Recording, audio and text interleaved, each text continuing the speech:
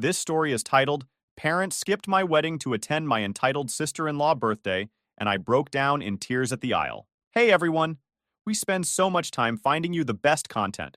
If you're enjoying these stories and want to support the channel, don't forget to hit that subscribe button. It really helps our channel. Now let's start the video. OP starts by saying, this story is titled, Parents Skipped My Wedding to Attend My Entitled Sister-in-Law Birthday, I Broke Down in Tears at the Aisle. Hey everyone! If you're enjoying these stories and want to support the channel, don't forget to hit that subscribe button. It really helps our channel. Now let's start the video. OP starts by saying, hey Reddit, I never thought I'd be the type of person to share my personal life on here, but I'm at a breaking point and I need to get this off my chest. I'm 22 female, and I recently got married to the most wonderful man, Ben 26 male. But what should have been the happiest day of my life turned into something I'll never forget for all the wrong reasons. Before I dive into the wedding, let me start with some context about my family and why my relationship with my parents has always been complicated. My parents have always been a little too obsessed with my sister-in-law, Lauren. She's 29 and married to my older brother, Adam. She came into our family about 5 years ago. And honestly, at first, I thought she was great. Lauren has one of those personalities that just draws people in. She's confident, outgoing, and has this way of making everything about her. At family gatherings, she's always the loudest in the room, and somehow every conversation seems to circle back to her life. My parents absolutely adore her. I don't mean they like her. They treat her like she's the greatest thing to ever happen to our family. Meanwhile, I've always been the quieter, more independent one. I'm not saying I'm perfect, but I've never been the type to demand attention or make a fuss over things. My parents always told me they appreciated how self-sufficient I was, but over time I realized that was just code for, we're going to ignore you because you don't complain. Lauren, on the other hand, is the opposite of me. She loves the spotlight and has no problem asking for and getting everything she wants. And my parents? They give it to her. Every single time. They saw her as the angel of the house. For example, a couple of years ago, I was saving up to buy my first car. I worked 2 part-time jobs while going to college full-time and was super proud of myself for scraping together enough for a used car. I told my parents about it, thinking they'd be happy for me, but all they said was, that's great, sweetie. Did you hear Lauren is looking at brand new SUVs? When Lauren got her fancy new car, with some financial help from my parents, of course, they acted like she'd just won a gold medal. It's been like this for years. Every time I accomplish something, it's a footnote in their world compared to whatever Lauren's doing. She throws these over-the-top birthday parties every year, and my parents treat them like national holidays. They help her plan, spend weeks picking out the perfect gifts, and gush about her decorations like she invented party planning. When it's my birthday, a card, maybe dinner if they remember. Despite all this, I kept telling myself that my wedding would be different. I thought, this is my big day. They'll finally put me first. My fiancé and I planned a small but beautiful ceremony.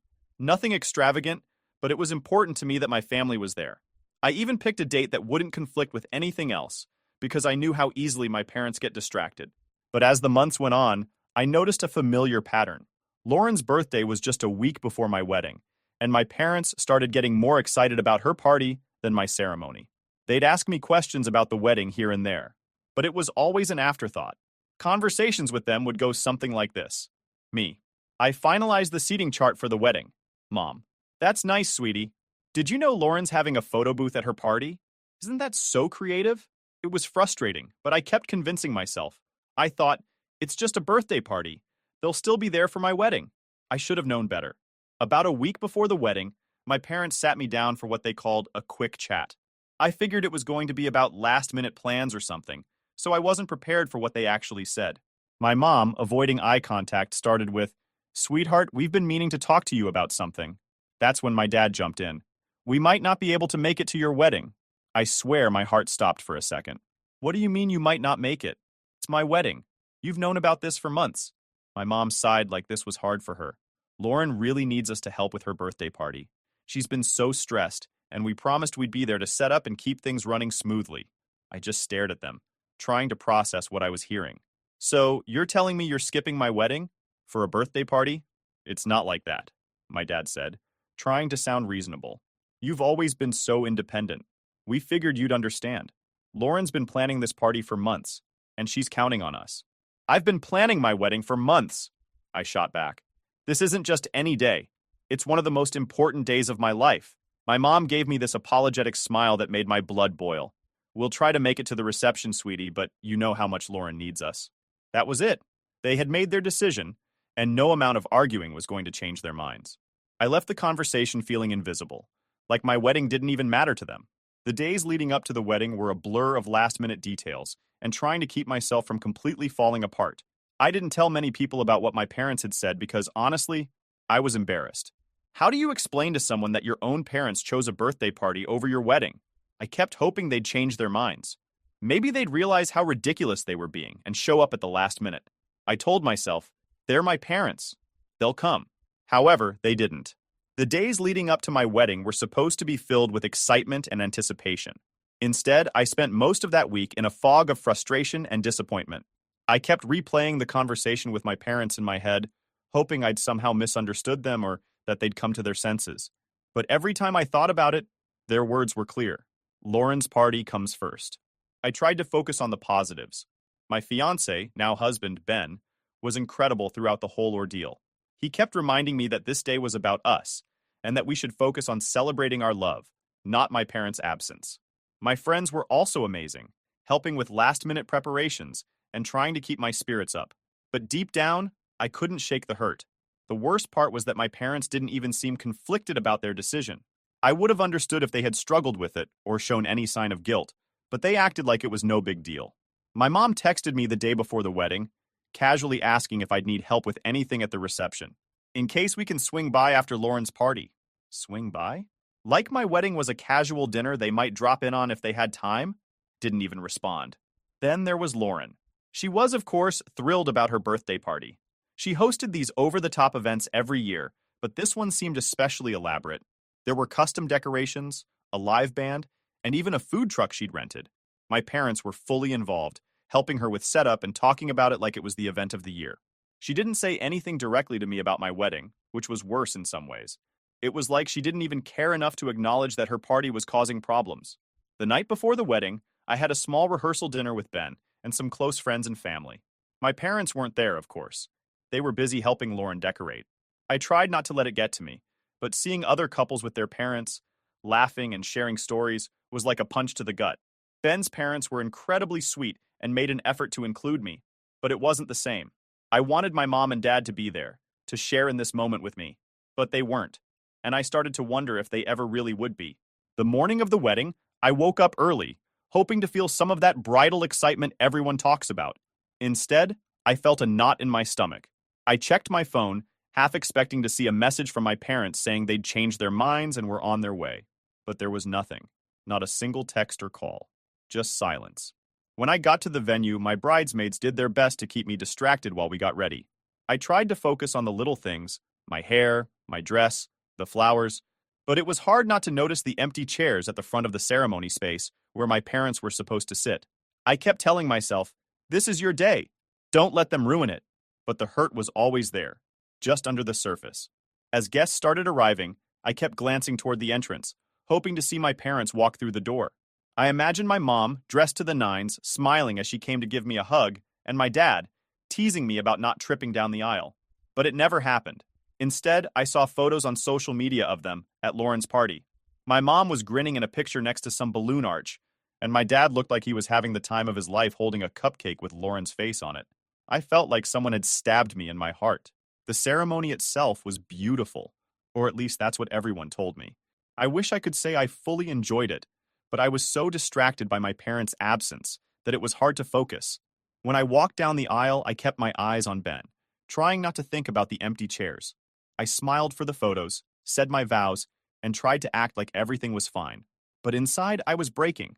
When we reached the reception, I decided to check my phone again, hoping for some sort of message from my parents. Maybe they'd feel bad and decide to come late. But instead, I saw my mom had posted a photo with the caption, "Helping Lauren pull off the best party ever. So proud of her." I wanted to scream. Throughout the reception, people kept asking about my parents. Where are they? Are they okay? I didn't know how to answer without sounding like a bitter bride, so I just said, "Oh, something came up." But inside, I was furious. I couldn't believe they were making me lie for them on my day. Toward the end of the night, I finally broke down. Ben found me sitting in a corner, trying to hold back tears. He sat next to me, wrapped an arm around my shoulders, and just let me cry. They don't deserve this space in your head, he said softly. You have so many people here who love you. Let's focus on them. He was right, of course, but it didn't make it hurt any less.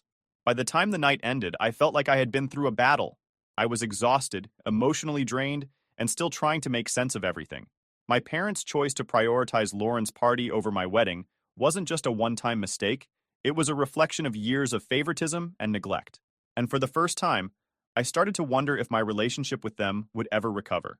As Ben and I drove off at the end of the night, I stared out the window, trying to process everything. My wedding day was over, and while it had been beautiful in many ways, it wasn't the day I had dreamed of.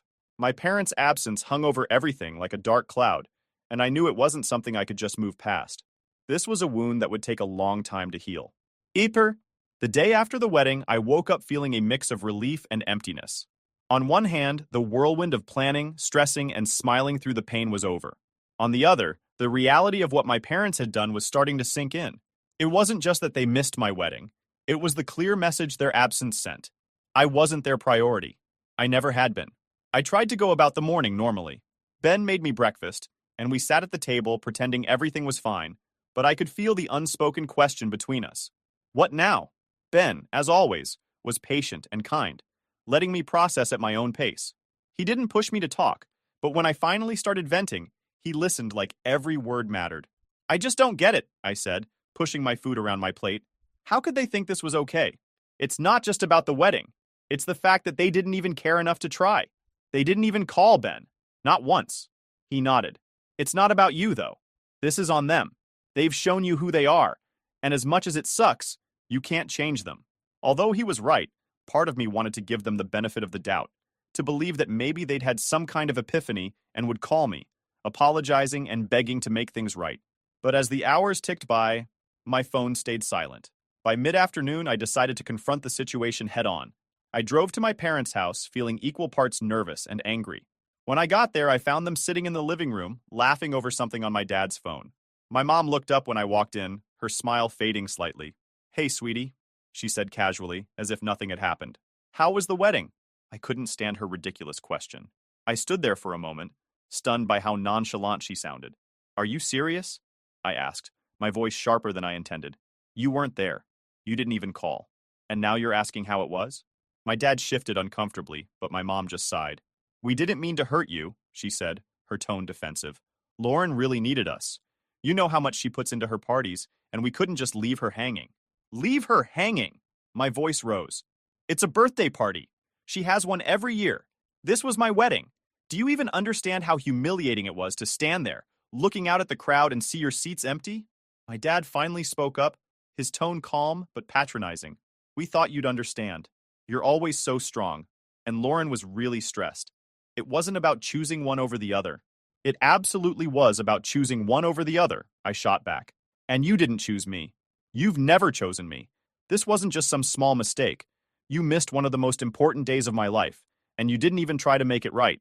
They both went quiet for a moment, and I could see my mom searching for the right thing to say. Finally, she muttered, We're sorry if you feel that way, but what's done is done. Can't we just move on? How am I supposed to move on when you don't even acknowledge how much you've hurt me? You didn't just miss my wedding. You made it clear that I don't matter to you. Not compared to Lauren. The room was heavy with silence after that. My parents looked at each other, then back at me, but neither of them said anything. I could feel the tears welling up, but I refused to let them fall. I wasn't going to cry in front of them. I can't do this right now, I said. I need some time. Without waiting for a response, I turned and walked out. As I drove home, I felt a mix of anger, sadness, and a strange sense of clarity. I had always known my parents favored Lauren, but this was the first time I truly realized how deep it went. Their indifference, their excuses, their refusal to take responsibility, it was just a lot. I didn't have to keep pretending everything was okay anymore. When I got home, Ben was waiting for me. He didn't ask how it went. He could tell just by looking at me. Instead, he pulled me into a hug, and for the first time that day, I let myself cry. I don't know if I can forgive them, I whispered. You don't have to, he said simply. At least not right now. Take your time. Focus on yourself. You don't owe them anything. That night, I sat down and started writing a letter. Not to send, but just to get my feelings out. I poured everything onto the page. The years of feeling second best, the countless times they prioritized Lauren over me, and the heartbreak of their absence on my wedding day. It wasn't pretty or polished, but it was honest. And for the first time in days, I felt a small sense of relief. I didn't know what would happen next. I didn't know if my parents would ever truly understand what they'd done, or if they even cared enough to try. But in that moment, I realized that I couldn't keep carrying the weight of their choices. This was their failure, not mine. And if they didn't want to be part of my life, then maybe it was time for me to stop trying to make them. In the days that followed my confrontation with my parents, their absence at my wedding began to spread. At first, I thought I could keep it quiet, just something I deal with privately. But word travels fast in my family, especially when it's something like this. By the end of the week, almost everyone in my extended family seemed to know what happened, and the reactions were intense. It started with my aunt, my dad's sister. She's always been outspoken and doesn't shy away from calling people out when she thinks they've done something wrong. She called me one evening, and after a few pleasantries, she went straight to the point. I heard your parents skipped your wedding for Lauren's birthday party. Please tell me that's not true. Hearing someone else say it out loud made me feel raw all over again. It's true, I admitted quietly. They said Lauren needed them, and they thought I'd understand. My aunt let out a long sigh. That's disgusting, she said bluntly. I'm so sorry, sweetie. You deserved better than that. She didn't stop there. By the next day, she'd shared her feelings in the family group chat, a place usually reserved for sharing baby photos and planning holiday gatherings. She wrote something like, I can't believe Adam and Lauren's birthday party was more important than my name's wedding. This family needs to get its priorities straight. It didn't take long for the chat to explode. My cousins chimed in, some shocked, others angry on my behalf. My grandparents, who hadn't been able to travel to the wedding due to health reasons, were particularly upset. My grandmother called me in tears, apologizing for not being there to support me. If I could have made it, I would have been there front and center, she said. I don't know what your parents were thinking. It breaks my heart. Her words brought me to tears, but they also made me realize how much support I did have from other parts of my family. For so long, I'd focused on the people who didn't show up for me, mainly my parents, that I hadn't fully appreciated the people who did. My grandparents, my aunt, my cousins. They all cared deeply about what had happened and wanted to make sure I knew I wasn't alone. Of course, not everyone was supportive. My mom, who apparently wasn't thrilled about being called out in the group chat, texted me with a long message about how I'd blown things out of proportion and how it wasn't fair to drag the family into this. She wrote, We've apologized, and we don't deserve to be vilified for making one mistake. I stared at the message for a long time before responding. Finally, I wrote, I didn't drag anyone into this. People are upset because they see how hurt I am. That's on you, not me. She didn't reply. And then there was Lauren. She texted me too, her message dripping with fake innocence. I'm so sorry if my party caused any issues with your wedding. I didn't realize there was a conflict. I hope we can move past this and keep the family close. Reading her message made my blood boil. Lauren always knows everything that's going on in the family. She thrives on being in the center of things, so there's no way she didn't know my wedding date. Like Common, not to that extent Karen. Even if she didn't outright tell my parents to prioritize her party, she created an environment where they felt like they had to. I didn't respond. I couldn't muster the energy to pretend everything was fine with her anymore. Meanwhile, my brother Adam stayed noticeably silent through all of this. He hadn't said a word about the situation, and I wasn't sure if it was because he was embarrassed, conflicted, or just didn't want to get involved. Part of me wanted to reach out to him, to ask if he even realized how much damage Lauren's constant attention-seeking had caused. But I held back. If he cared, he'd say something. The whole situation was exhausting. Every time I thought I was done feeling hurt, another message or phone call would bring it all back. My wedding day was supposed to be about celebrating love and starting a new chapter in my life, but instead, it had become a battleground for family drama. And the worst part was, I didn't even start it. Amid all the chaos, Ben was my rock. He reminded me to focus on the positives, the friends who came to the wedding, the family members who were standing by me, and most importantly, our future together.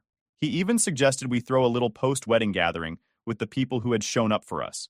Something lighthearted and fun to shift the focus away from all the negativity. At first, I wasn't sure. The idea of celebrating felt strange when I was still so hurt, but I thought about it and realized he was right. My wedding wasn't ruined. Yes, my parents' absence cast a shadow, but it didn't erase all the love and joy that came from the people who did show up. I needed to stop letting their actions define my experience. So, a week later, we hosted a small backyard party with some of our closest friends and family. My grandparents, despite their health struggles, insisted on coming, and they brought a lovely gift, a framed photo of Ben and me from the wedding, with a note that said, "For the granddaughter we're endlessly proud of." My aunt showed up with a homemade cake, and my cousins joked about how this was the real celebration. It wasn't a grand affair, but it was exactly what I needed. For the first time since the wedding, I felt surrounded by love and support, and it reminded me that while my parents' absence hurt, it didn't define me. I still had so many people in my life who cared about me and wanted to celebrate my happiness. By the end of the evening, as Ben and I sat on the porch watching the sunset, I felt a sense of peace I hadn't felt in weeks. "We're building our own family now," he said, taking my hand. "One that values you the way you deserve to be valued." He was right. For so long, I'd been chasing my parents' approval, trying to prove my worth to people who never truly saw it. But that wasn't my burden to carry anymore. It was time to start focusing on the people who did see me and who celebrated me for who I was. And slowly, I realized I didn't need my parents to complete that picture. And I honestly wasn't expecting what would be their reaction after they heard about the backyard celebration. In the weeks that followed, I found myself constantly thinking about my parents' excuses and how they'd ignored everything. At the same time, I noticed something strange. My parents weren't reaching out. After our confrontation and the fallout in the family group chat, they seemed to go quiet. No texts, no calls, not even a passive-aggressive message from my mom, which was unusual. For a while, I kept checking my phone, expecting them to make some kind of effort to patch things up, but the silence continued. Initially, the lack of contact felt like a slap in the face, another way they were showing me how little I mattered. But over time, I started to see it differently. Their silence wasn't about me, it was about them avoiding accountability. They didn't want to face the consequences of their actions or have to deal with the backlash from the rest of the family. And honestly, that wasn't my problem anymore. One of the most surprising moments came when my brother Adam finally broke his silence. He called me out of the blue one evening. I picked up hesitantly. "Hey," he said awkwardly when I picked up. "I know it's been a while, but I wanted to check in. How are you doing?" His tone was hesitant, almost unsure, which wasn't like him. Adam had always been the confident, take-charge sibling, the one who seemed unaffected by family drama. "I'm fine," I replied. "Why?"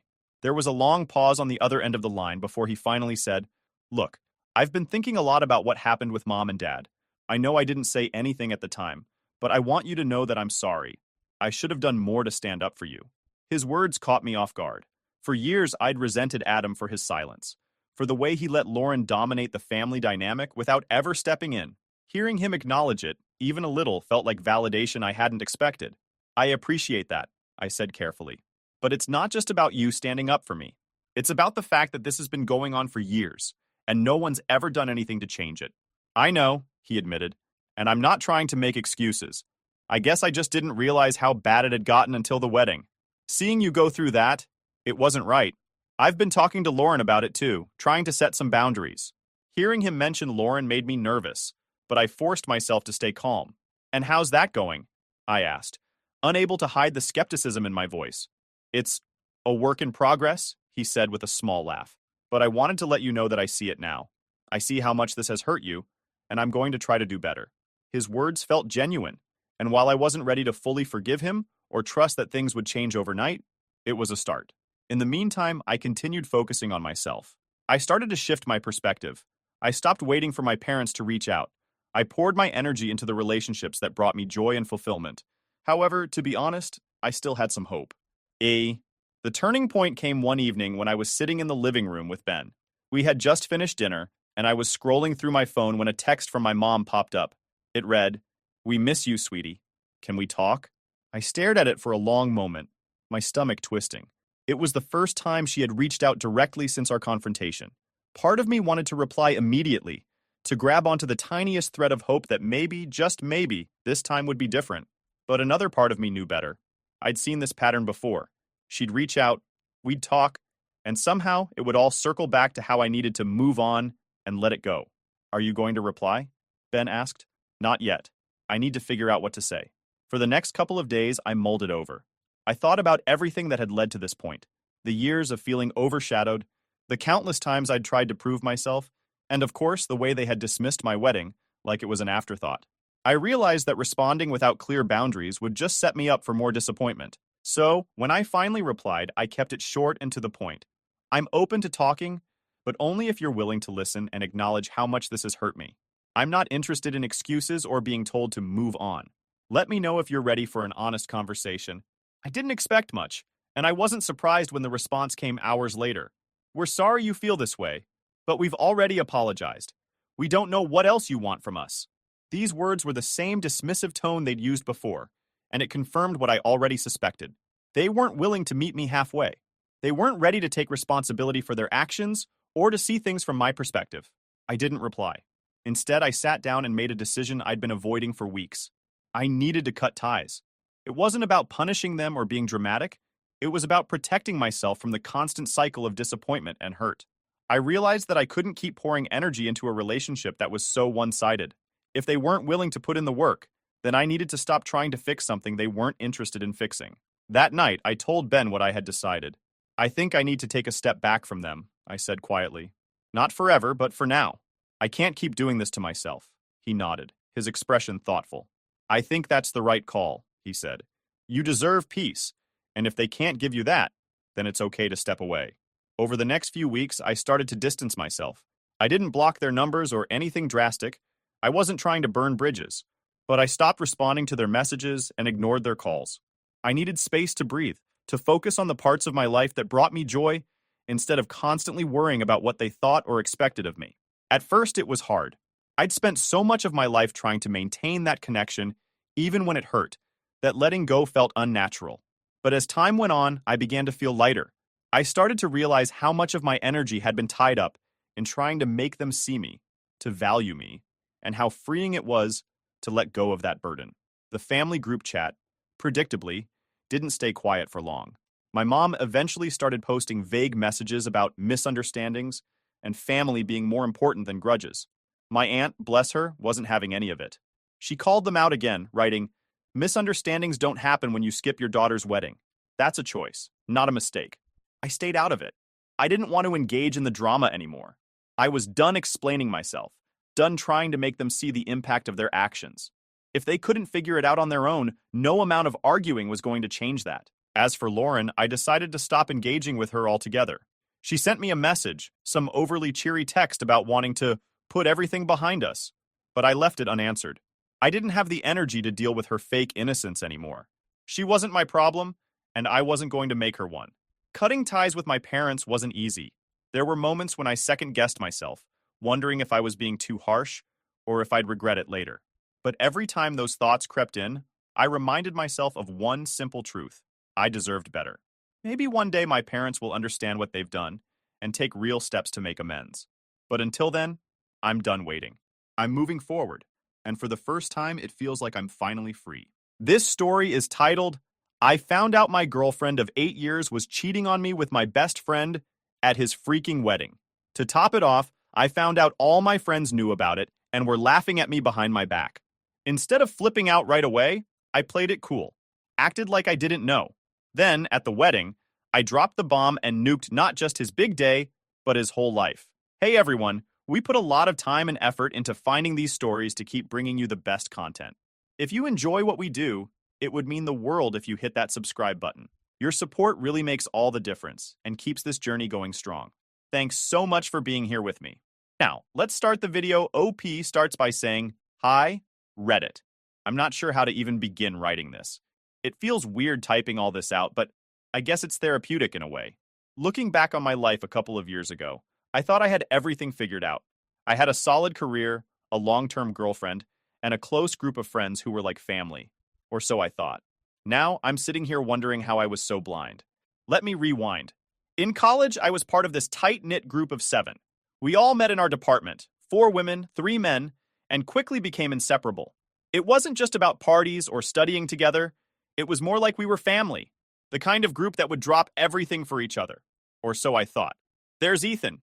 He was my college roommate and my best friend. I mean, this guy was like a brother to me. We lived together for 4 years, laughed about the dumbest things, and had each other's backs through thick and thin. If you had told me back then that he would be the one to stab me in the back, I'd have laughed in your face. But I'm getting ahead of myself. Then there's Nicole. She was part of our group before I even joined, but she and I started dating during our second year. It just clicked. You know when you meet someone and everything feels easy? That's how it was with her. Or at least that's what I thought at the time. We were together for 8 years. 8. We went through ups and downs, but I really believed we were building something long-term. Marriage, kids, a life together. It felt like a given. Nicole was closer to the group than I was at first. But once we started dating, I became part of it too. I didn't just get a girlfriend. I gained a whole circle of friends who felt like family. Ethan, of course, became a big part of that too. He wasn't as close to everyone at first, but since he was my roommate, he got pulled into the group. Life felt good. We all stayed in touch after college, hanging out regularly, going to weddings, birthdays, and even taking trips together. I thought I had it all. A successful family business that I was managing, a girlfriend who'd been with me through everything, and a best friend who I trusted with my life. But in hindsight, there were cracks I didn't notice. Nicole and I started having issues about a year before Ethan's wedding. I was ready to settle down, get married, start a family, but she kept pushing back. She'd say things like, "I'm not ready yet," or "let's wait a little longer." At first, I thought maybe she had a point. We were both busy with our careers, but the more I thought about it, the less sense it made. I mean, we were practically living like we were married already. We'd been living together for 4 years. Our finances were stable, and I was making more money than I ever had running my dad's office supplies company. Marriage felt like the natural next step, but every time I brought it up, she'd find a reason to stall. She started saying I was pressuring her, or that I should focus on my career. What did that even mean? I was already doing great at work. At the same time, I noticed she was going out a lot more without me. She'd stay late at group hangouts, go to parties I wasn't interested in, or spend weekends with friends while I worked. I didn't think much of it because I trusted her. After 8 years, why wouldn't I? Looking back, I realized I was too naive. I never suspected anything because Nicole wasn't the type to pick fights or act distant. She still smiled, laughed, and made me feel like we were okay, even when things weren't. I'd think, yeah, we're fighting about marriage, but every couple fights. We'll figure it out. Around this time, Ethan's engagement was announced. He'd met his fiancée, Lauren, about a year earlier, and things moved fast. It didn't seem like Ethan, honestly. He wasn't the type to settle down. But Lauren came from a wealthy family, and she seemed nice enough. I figured maybe Ethan had finally found the one. When Ethan asked me to be his best man, I was thrilled. Of course, I said yes. This guy was my best friend. He'd been there for me during some of the hardest times in my life, and I wanted to be there for him on his big day. Nicole was just as excited about the wedding. She'd been helping with planning and talking to Lauren about bridesmaid dresses. It seemed like a normal thing for her to be involved since she was close to Ethan, too. The wedding was a big deal, a fancy event at a beautiful hotel. Nicole and I drove there together the day before. I remember feeling excited, even though things between us were tense. I kept thinking maybe this weekend would help us reconnect. Weddings have a way of reminding people about love and commitment, right? When we got to the hotel, I started feeling a migraine coming on. I get them sometimes, especially when I'm stressed or tired. Nicole wanted to go to the rehearsal dinner, so I told her to go without me while I rested in the room. Later that evening, the migraine got worse, and I realized I'd forgotten my meds. I decided to head to the parking lot to grab the car and find a pharmacy. That's when it happened. I don't know how to describe what I felt when I saw them. Ethan and Nicole were in my car, kissing like they were teenagers sneaking around. At first, I thought my eyes were playing tricks on me. I stood there frozen, unable to move, just staring at them. It felt like my brain was shutting down, trying to make sense of what I was seeing. They didn't even notice me. They were too caught up in each other. I don't know how long I stood there. 30 seconds? Minute? Felt like an eternity. My chest tightened, my hands shook, and for a moment, I thought I was going to throw up. Instead of confronting them, I walked away. My mind was racing, but I knew I couldn't just explode in the parking lot. I needed to think, to figure out what to do next. So I went back to the hotel and sat in my room, staring at the walls. The betrayal felt like a knife twisting in my gut, but I didn't cry. Not yet. I was too numb to cry. That night, everything started unraveling. But it wasn't just about Nicole and Ethan. As I was about to find out, the betrayal went much deeper than I could have ever imagined. I didn't sleep that night. I tried, but every time I closed my eyes, the image of Nicole and Ethan in the car burned into my brain. I kept thinking, how could they do this to me? Cole, the person I thought I'd spend the rest of my life with, and Ethan, my best friend, the one guy I thought would always have my back. The more I thought about it, the angrier I got. By morning, my mind wasn't just spinning from betrayal. It was racing with questions. How long had this been going on? Was it a one-time mistake or something more? and perhaps the scariest question of all, did anyone else know? Nicole came back to the room late the previous night, pretending everything was normal. She asked me if my migraine was better, kissed me on the forehead, and climbed into bed like nothing had happened. I wanted to scream at her right then and there, but I couldn't. Not yet. I needed answers first, and I needed time to think. The next morning, I forced myself to act normal. I greeted everyone at breakfast, smiled when I saw Ethan, and even made small talk with Nicole. I could feel my stomach turning every time I looked at them, but I couldn't let on that I knew. If they thought they'd gotten away with it, they'd slip up again. That's what I was counting on. After breakfast, I decided to do a little reconnaissance. I hadn't said anything to anyone yet, but I was desperate to know if this was a secret between just Ethan and Nicole, or if other people in our group knew. I figured the easiest way to find out was to hang around and listen. Later that afternoon, I overheard something that shattered me even further. I was heading back to my room when I passed one of the suites where a few of our friends were staying. The door was slightly ajar, and I could hear laughter coming from inside. I wasn't going to stop, but then I heard Ethan's name, and Nicole's. I froze. At first, I thought I'd misheard, but then I heard Kyle, one of the other guys in our group, make a joke about Ethan and Nicole's secret rendezvous. He said something about how, one day, they're going to get caught, and the rest of them laughed. They know, I thought. My stomach dropped as I realized the truth. Not only were my girlfriend and best friend betraying me, but my entire friend group was in on it. They all knew. The worst part? They were laughing about it. Not one of them seemed to care how much this would hurt me. It wasn't just betrayal. It was humiliation. These people, who I'd spent years trusting and caring about, were sitting in that room making jokes at my expense. I couldn't listen anymore. I walked away before they noticed me, but their laughter echoed in my head. The betrayal suddenly felt so much bigger. It wasn't just about Nicole and Ethan anymore. It was all of them. Every single one of them had been lying to me, covering for Nicole and Ethan while laughing behind my back. When I got back to my room, the weight of everything hit me all at once. I sat on the edge of the bed and let out a shaky breath. My hands were trembling, and I could feel tears welling up, but I didn't want to cry. Crying felt weak. Instead, I sat there for what felt like hours, trying to figure out what to do. One thing was clear. I wasn't going to let this slide. I couldn't just confront Nicole and Ethan in private and let them walk away unscathed. They'd humiliated me, so it was only fair that they felt the same pain. And if the rest of our so-called friends were complicit, they deserved to be exposed too. That's when the plan started to take shape. The rehearsal dinner that evening was torture. I went because I didn't want to tip anyone off that something was wrong, but sitting across from Ethan and Nicole was unbearable. I kept watching them, looking for signs. They didn't sit next to each other, but there were little things, stolen glances, subtle smiles, that made my blood boil. At one point, Nicole even leaned over and whispered something to me about how beautiful the venue was. I nodded, but all I could think was, "You were kissing Ethan in my car less than 24 hours ago. How dare you?" She acted so normal, so innocent, and it made me sick. Ethan, on the other hand, seemed completely at ease. He was laughing, making jokes, and playing the role of the charming groom-to-be. It was almost impressive how effortlessly he lied to everyone around him. I stayed quiet for most of the dinner, only speaking when spoken to. Inside, I was seething, but I couldn't let it show. Not yet. I needed to wait for the perfect moment. That night, back in our room, Nicole tried to cuddle up to me. It took everything I had not to push her away. Instead, I pretended to be tired and rolled over, facing the wall.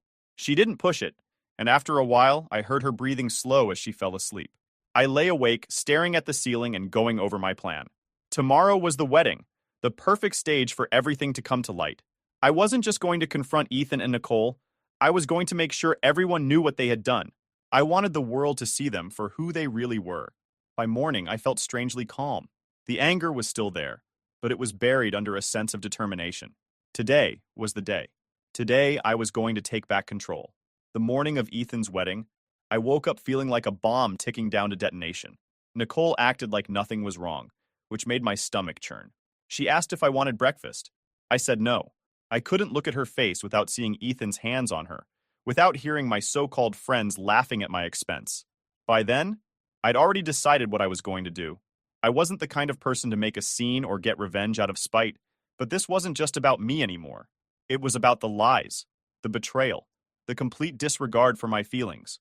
Nicole and Ethan thought they could do whatever they wanted and still smile at me like nothing had happened, and my friends thought they could cover for them without consequences. Not today. I spent the morning quietly getting ready. Nicole went to help the bride, Lauren, with some last-minute preparations, leaving me alone in the room. That gave me time to pack my things. I knew I wasn't staying after this wedding. Whatever happened, I was done with Nicole, Ethan, and the entire group. I wanted to make sure I could walk away clean when the time came.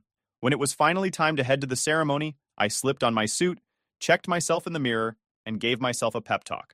You've got this. Stick to the plan. They deserve this. I arrived at the venue early, as expected for the best man. Ethan greeted me with a grin like we were still best friends. You ready for the big day, man? He asked, clapping me on the back. I smiled. Couldn't be more ready. If he noticed the edge in my voice, he didn't let on. He was too busy entertaining guests and charming everyone in sight. Nicole, meanwhile, was mingling with the bridesmaids. I avoided her as much as I could, not trusting myself to keep my emotions in check if she tried to speak to me. The ceremony itself was set in a gorgeous outdoor garden, complete with white chairs, flower arrangements, and a small stage for the vows. Guests filled the seats, buzzing with excitement. Ethan stood at the front, looking like the picture-perfect groom. Nicole sat in the second row, right where I could see her. My heart pounded as I waited for the right moment. When the officiant stepped up to begin, I stood. My voice was calm, but loud enough for everyone to hear. Before we start, I'd like to say a few words about Ethan. There was a murmur of surprise. This wasn't the usual time for speeches, but Ethan didn't object. He even smiled, probably thinking I was about to talk about our friendship and how proud I was of him. Lauren, the bride, looked curious, but gave me a polite nod. I walked to the front, turned to face the crowd, and took a deep breath. My hands were steady, my voice clear. I've known Ethan for years. He's been my best friend since college. We've been through everything together, or at least that's what I thought. Ethan's smile faltered slightly. Nicole shifted uncomfortably in her seat. Good. Over the years, I've admired Ethan's charm, his sense of humor, and his ability to keep secrets, I said, emphasizing the last word. The crowd chuckled awkwardly, sensing something was off. Ethan's face turned pale. Last night, I continued, I found out just how good Ethan is at keeping secrets. Turns out he's been hiding something from all of us. Something that I think Lauren, and everyone here, deserves to know. Lauren looked confused, glancing between Ethan and me. Ethan stepped forward, his voice tense. All right, that's enough. I raised a hand to stop him. Let me finish, Ethan. I think you owe it to everyone to hear this. I turned back to the crowd. Last night, I caught Ethan making out with my girlfriend Nicole in the parking lot. My car, actually. So while he's been planning this wedding, he's also been hooking up with someone else's partner. Mine. The gasps from the audience were deafening. Nicole shot to her feet, her face red. That's not true, she shouted, but her voice cracked. Her panic was obvious. Ethan looked furious, but also terrified. This is ridiculous. You're just trying to ruin my wedding because Nicole doesn't want to marry you. I ignored them both. It gets better, I said to the crowd, because not only have Ethan and Nicole been sneaking around, but our mutual friends, this entire group of people I thought I could trust, knew about it. They've been covering for them, laughing behind my back, even making jokes about when they'd get caught. The room was chaos. People whispered, shouted, pointed fingers. Lauren looked horrified. Is this true? She demanded, turning to Ethan. Tell me this isn't true. Ethan stumbled over his words, trying to deny it, but Lauren wasn't buying it. She ripped off her veil and stormed out, leaving Ethan shouting after her. Guests started murmuring, some following Lauren, others staring at Ethan and Nicole in shock. I didn't wait for the fallout. I walked straight off the stage, ignoring Nicole's desperate pleas to stop. You're crazy! You're ruining everything! She hissed, grabbing at my arm. I shook her off and kept walking. By the time I got to the parking lot, I could still hear the chaos behind me. I got in my car, took a deep breath, and drove away. I drove for hours that night, not caring where I was going.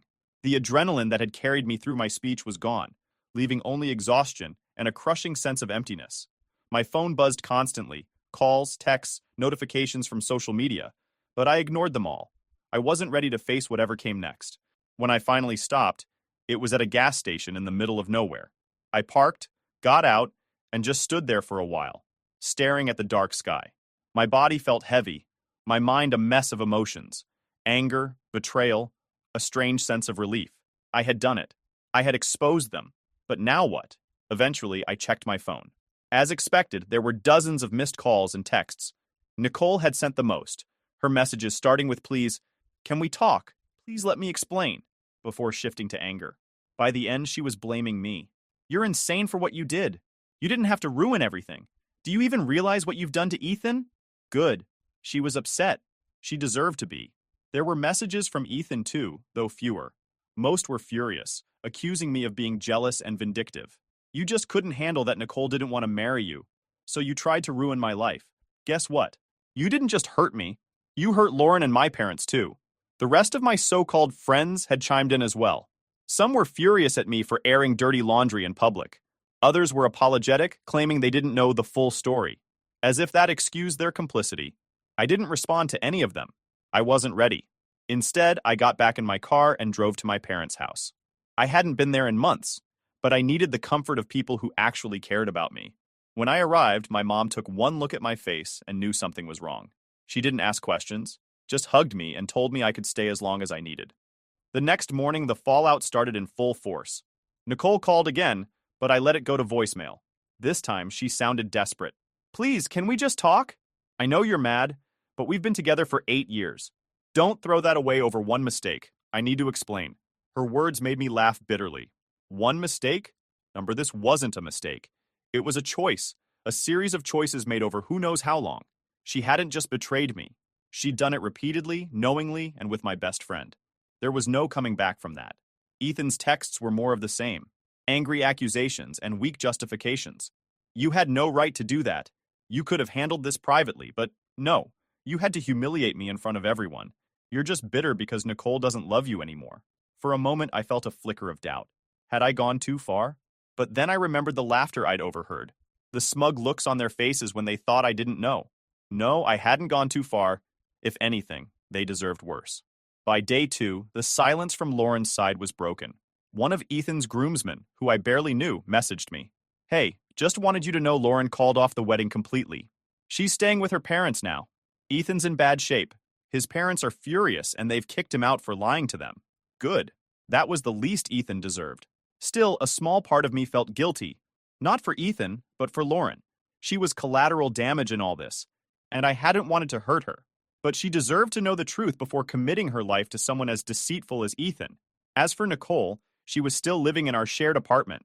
I couldn't stomach the thought of seeing her, so I asked my brother to go and pack my things. He didn't ask questions, just showed up at the apartment and called me when he was done. You're better off without her, he said, handing me the boxes. I couldn't have agreed more. The real turning point came on day 3, when Nicole showed up at my parents' house unannounced. My mom answered the door, and the look on her face when she called for me said it all. Nicole was desperate. I stepped outside to talk to her, mostly because I didn't want her causing a scene. She looked terrible, like she hadn't slept in days. We need to talk, she said, her voice shaky. I crossed my arms. About what? She started rambling, apologizing, blaming stress, saying she never meant for it to go this far. She even had the audacity to say Ethan didn't mean anything, and that she had been confused about our relationship. You've been pressuring me to get married, she said, and I felt trapped. I laughed bitterly. Trapped. You could have talked to me. You could have broken up with me if that's how you felt. But no, you decided to cheat on me with my best friend. Don't try to make this my fault. Her face crumpled, but I didn't care. She wasn't here to take responsibility. She was here to make herself feel better. When she realized I wasn't going to forgive her, she switched tactics. You didn't have to do what you did, though. You embarrassed me. You embarrassed Ethan. You embarrassed everyone. I stared at her, my voice cold. You embarrassed yourself. She left after that, but not before trying to guilt me one last time. I hope you're happy, she said, tears streaming down her face. You've ruined everything. As she walked away, I felt an odd sense of closure. For the first time since this nightmare began, I felt like I could finally breathe. Thou. The fallout from my speech didn't just affect Nicole and Ethan. It rippled through the entire group. Word spread quickly among mutual friends, and most of them took sides. A few reached out to apologize, claiming they didn't realize how serious the situation was. Others stayed loyal to Ethan, saying I'd crossed a line by ruining his wedding. I didn't care. I blocked them all. By the end of the week, I was done with them. Nicole, Ethan, Kyle, the whole group, they were out of my life for good.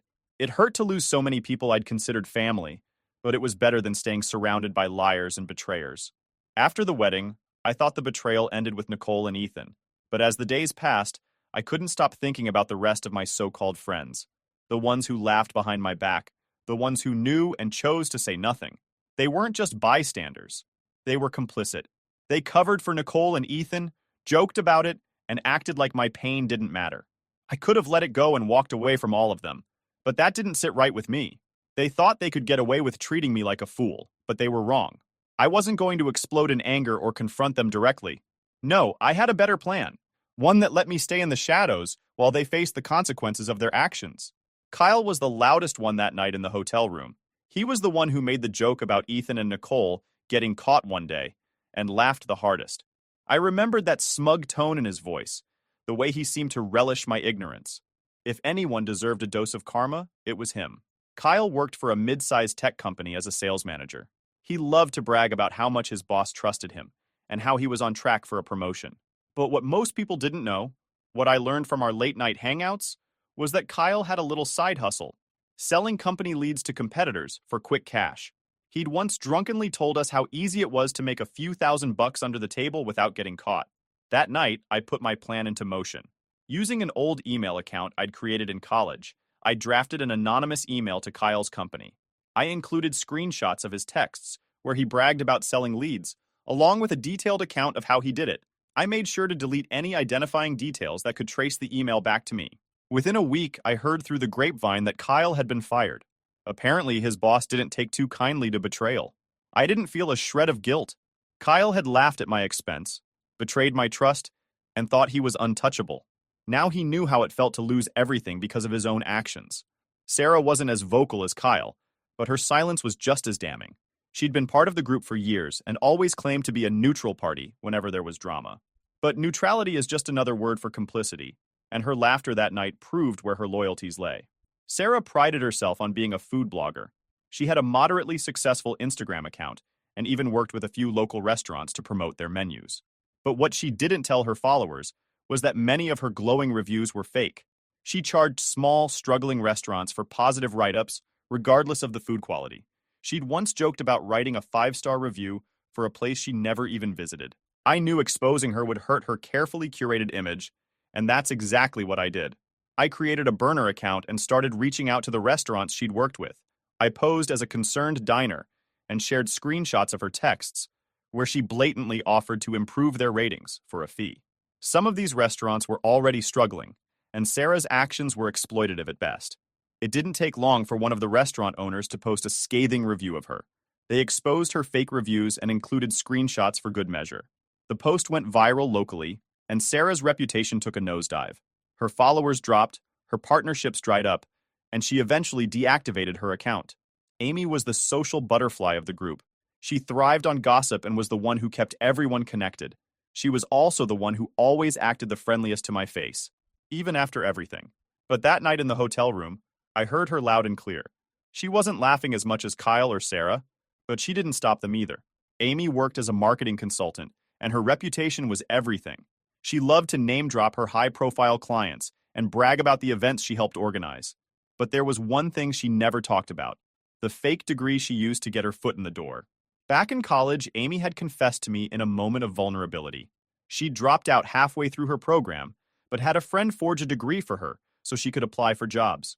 She'd been skating by ever since, relying on charm and luck to climb the ladder. I waited until she posted about landing a new client, one of the biggest accounts of her career. Then, I sent an anonymous email to her employer, complete with links to public records showing she never actually graduated. It didn't take much to connect the dots. Within days, Amy's new client dropped her, and her employer launched an internal investigation. She wasn't fired outright, but she lost her biggest account, and her reputation took a hit. Word spread quickly in her industry, and she found herself struggling to get new work. The other two members of the group were minor players in the betrayal, but I didn't let them off the hook completely. One had a habit of posting overly personal details about other people's lives on social media, so I anonymously reported several of their posts for violating privacy guidelines. Their account was temporarily suspended, and they had to clean up their act. The other? They loved to gossip at work, spreading rumors about coworkers to climb the corporate ladder. I made sure their boss received a tip about their behavior, which led to some uncomfortable conversations and a warning. It wasn't as dramatic as the others, but it sent a clear message. You can't act without consequences forever. The best part of all this? None of them ever suspected me. I stayed completely in the shadows, watching as their lives unraveled in small but significant ways. It wasn't about revenge for revenge's sake. It was about accountability. They laughed at my pain, covered for Ethan and Nicole, and thought their actions would never catch up to them. They were wrong. By the time the dust settled, I felt a strange sense of closure. I didn't need to confront them or hear their apologies. I didn't need to argue or justify my actions. I simply removed them from my life and let the consequences of their behavior speak for themselves. Before opening the massive oak door of Tyler's new office, I straightened my skirt and took a deep breath. Even after all this time, the entrance sign reading Tyler Perry, President, was fresh and polished. My worried-looking husband looked up from his computer. "Maya, my schedule is jam-packed. Please tell me." "I am not looking up," he said. An artificial grin spread across my face. "The Henderson account files are ready for you to review, and the staff meeting starts in 10 minutes. As if to dismiss it, Tyler waved his hand. "Stop it. I need to attend to more pressing matters. Everyone has been putting in a lot of time and effort this week to prepare for this meeting, Tyler. Your presence is anticipated by them." I said, "Cancel it." He snapped, continuing to fix his gaze on the screen. "That's an order, not a request." Repressing my annoyance, I blinked rapidly and bolted out of the room. As I shut the door behind me, I caught sight of Tyler's reflection in the window. I felt my pain dissipate as he returned his attention to his task.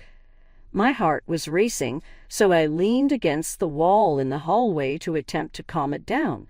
Clearly, this was not the Tyler I had married. I once knew a man who was enthusiastic about architecture and devoted to his staff. He appeared to be losing his composure now that he had this new title. "Everything okay, Maya?" Concerned, I glanced up to see Tyler's dad, Scott, watching over me. He was nevertheless a frequent visitor to the office after retiring. I stood up straight and forced a grin. "Sure thing. It's simply a hectic morning. Scott, how are you doing?" His gaze was fixed on mine. "Look, you're not looking good, but I'm all right. Now, what has Tyler done?" Feeling conflicted between remaining faithful to Tyler and my increasing annoyance, I hesitated. This is truly not a big deal. Tyler is simply settling into his new position. A grave look crept into Scott's face. Adjusting or letting it go to his head? From the office, Tyler's voice exploded before I could respond. "The Queen, am I missing any files?" Taking the folder from my desk, I shot Scott a look of regret. "Duty calls."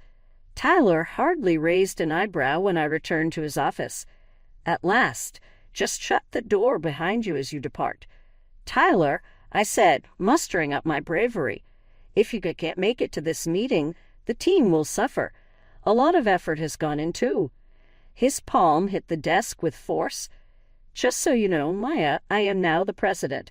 No one else, not even you, can tell me what matters most. Is that clear?" His shout shocked me, and I drew back in shock. "I'm merely attempting to lend a hand, Tyler. Your father's life revolves around this company, and—" "My father isn't in charge anymore," Tyler said, his tone cold and distant. "Oh, yes, I am. Perhaps you aren't meant to be here if you're unable to manage that." He slammed his lips down on my cheek. I tried to see the man I had fallen for in this stranger, but all I could make out was a man utterly bereft of strength and pride. "Very well," I murmured softly. "I'll cancel the meeting." Call came to Tyler's phone just as I was about to depart. After answering it, his voice took on an immediately endearing quality. "My sweetheart, Carol. Sure, I'm looking forward to our business lunch. See you soon," he promised. Reluctantly, I grasped the door handle. "Hi, Carol." The way he pronounced the name made me shudder, even though I was unfamiliar with it. Before he realized I was staring, I caught a glimpse of a mischievous grin on his face as I turned around. A sharp "What?" escaped his lips. "Don't you have work to do?" My head was spinning, so I silently nodded and bolted out of his office. As I announced the meeting was canceled, I was greeted by the dejected expressions of our colleagues outside. Their annoyance paled in comparison to the anxiety that was building up inside of me. Could you tell me who Carol is and what kind of business lunch caused my husband to smile so broadly? Sitting down at my computer, I had the awful feeling that my marriage and the firm could be unprepared for the storm that was about to hit. I got up bright and early the following day, intent on making up for yesterday's mistakes. There was an undeniable sense of anxiety as I made my way around the workplace. As I walked by, people stopped talking and instead smiled and nodded awkwardly. "Good morning, Maya," our head designer, Evelyn, yelled. "Any news on rescheduling the meeting?" I was conflicted about how to be forthright and careful with my remarks. "I'm putting it in my hat, Evelyn. In his new position, Tyler is still finding his footing." Then Evelyn arched an eyebrow. "Is it changing? Is that the new moniker?" The voice of Tyler resounded from his office before I had a chance to reply. "Hello, Maya. Right now, my office." With my guard up, I sprinted to his door. He was visibly agitated, pacing back and forth. With a forceful toss of papers, he demanded, "What on earth is this?" I looked down, and my heart sank. The design team had filed an official complaint about Tyler's delays in project approvals and his absence from crucial meetings. "Just frustration from the team, Tyler," I suggested calmly. "Can we arrange a meeting to address their concerns?" He scoffed. "Their concerns?" He sneered. "This isn't a daycare, it's a business. If they can't handle the pressure, they're free to leave." "This is the team your father trusted most, Tyler. They've been here for years." Anger flared in his eyes. "My dad isn't the boss right now. I am. I don't need to be questioned by a group of disgruntled designers." I took a deep breath, trying to stay composed. "Tyler, you don't seem yourself. What's really going on?" For a brief moment, I saw a glimpse of the old, uncertain Tyler, but it vanished as quickly as it appeared. "Nothing's happening," he snapped. "Just keep them in line and focus on your own work. Isn't that why I pay you?" His words stung. To me, I was more than just his employee.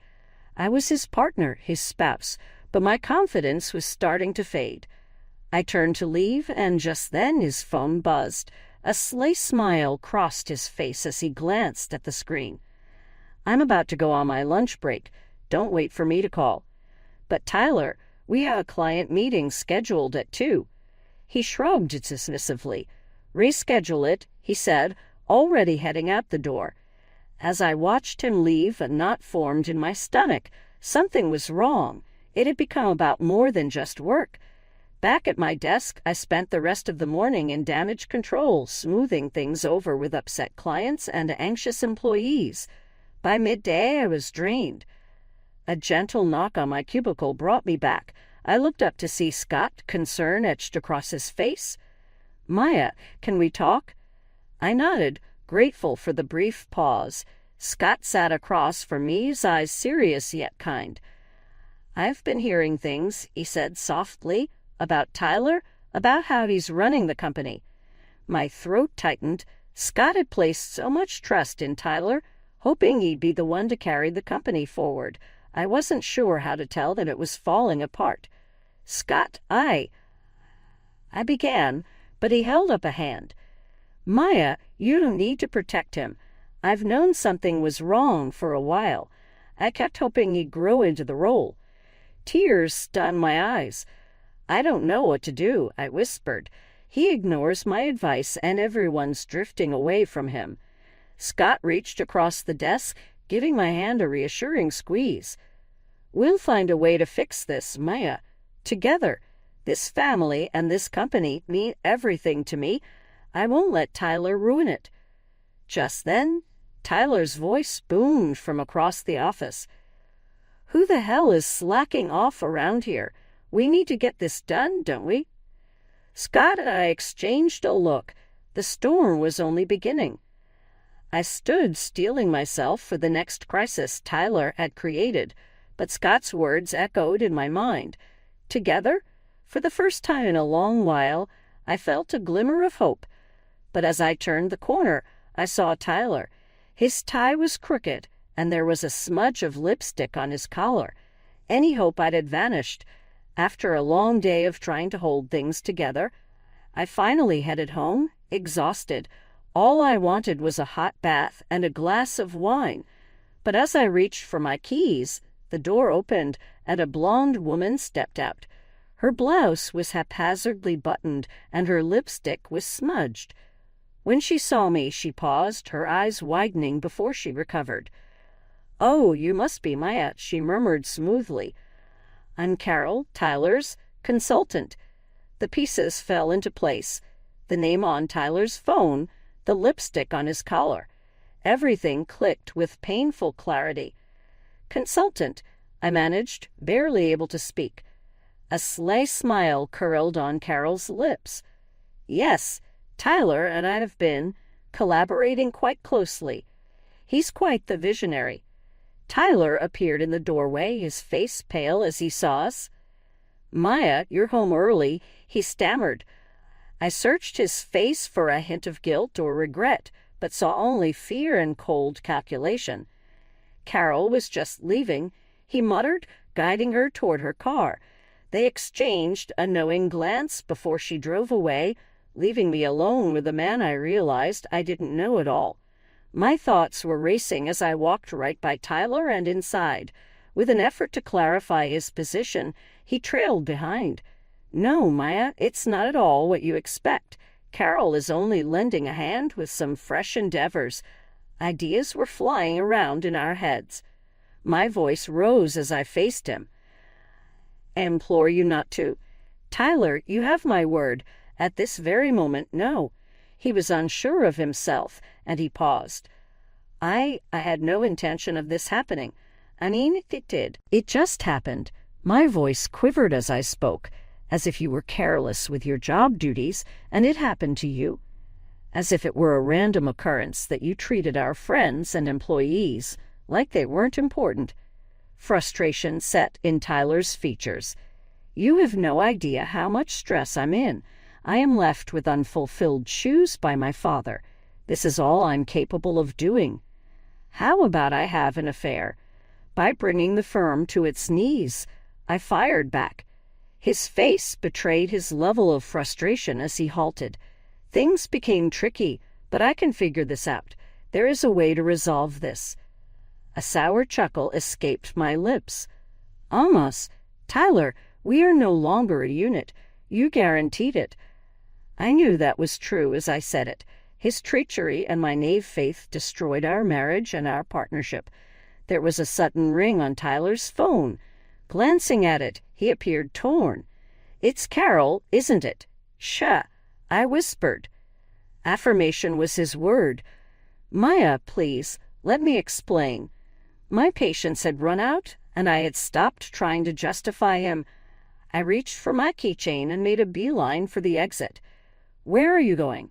I was pursued by Tyler. "Get away from you?" I responded. "I need to think." My vision became hazy with tears as I sped through the pitch-black streets. What had led to this point? The life we had created together, the man I loved, it was all falling apart. When my phone rang, the screen lit up with Scott's name. I was taken aback before responding. "Is everything well with you, Maya? You departed from the office at such a rapid pace," he remarked, his voice betraying his genuine anxiety. Everything that had been bottled up inside of me, my heartbreak, the company's situation, and Tyler's affair, emerged as a result of his kindness. Scott was attentive as I spoke, and he spoke in a low voice after I ended. "Maya, I apologize deeply. I am the one to blame. I should never have subjected Tyler to that amount of strain." I emphasized that it was not my fault. Tyler made his own choices. Scott heaved a sigh and said, "Maybe. Now it's up to us to make our own. Visit my home. We'll work through this as a team." I felt an unusual serenity as I drove approaching Scott's neighborhood. It was no longer a secret that Tyler had betrayed me, but I was far from alone. A glimmer of energy returned, the first in months. There would be no more evasions or unquestioning allegiance. I would confront whatever lay ahead directly. The moment had come to defend not only myself, but also the place that had become my second home, the Enterprise. I ignored the snickers and sideways looks the following morning as I confidently entered the office.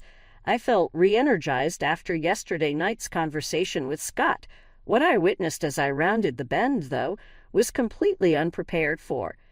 Standing in the center of the office, Tyler had Carol's waist in his arm. Her outfit, a pencil skirt and a blouse, was suited from my own style a few months back. "Everyone," Tyler declared with an air of self-assurance, "meet Carol. I think you'll like her. As a special consultant, she will be joining our team." My pulse was pounding as I met Tyler's eyes. He seemed to be daring me to answer with his look. With a smile on her face, Carol made it clear that she was embracing her new position in the firm and the companionship of Tyler. The one who spoke out initially was Evelyn, who is our lead designer. However, we currently have a complete squad, Mr. Perry. As for Maya will be assisting Carol in getting settled. Tyler skillfully interrupted, "Won't you, dear?" I was the center of attention. My coworkers' emotions, a mixture of sympathy and interest, were palpable. Breathing deeply, I mustered a smile, which seemed more like a grimace, but I kept at it nevertheless. Certainly, I mustered up the courage to say, "Welcome aboard, Carol."